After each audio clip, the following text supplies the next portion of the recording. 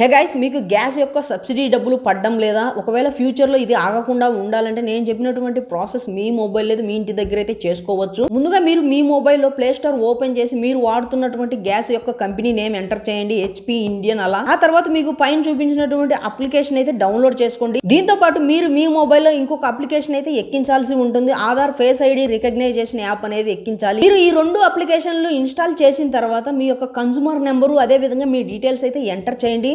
ఆ తర్వాత వచ్చేసి ఆధార్ ఫేస్ ఐడి ద్వారా అయితే మీకు ఈకేవైసీ అయితే కంప్లీట్ చేయడం జరుగుతుంది మొబైల్లోనే. ఈ ప్రాసెస్ మొత్తం సక్సెస్ఫుల్ గా కంప్లీట్ అయితే మీకు వెంటనే అయితే డబ్బులు అయితే పడడం జరుగుతుంది. అదే విధంగా ఒకవేళ మీకు సబ్సిడీ అమౌంట్ పడుతున్నా కూడా మీరు మార్చి 31 లోపు అయితే నేను చెప్పినటువంటి ప్రాసెస్ అయితే కంప్లీట్ చేయండి.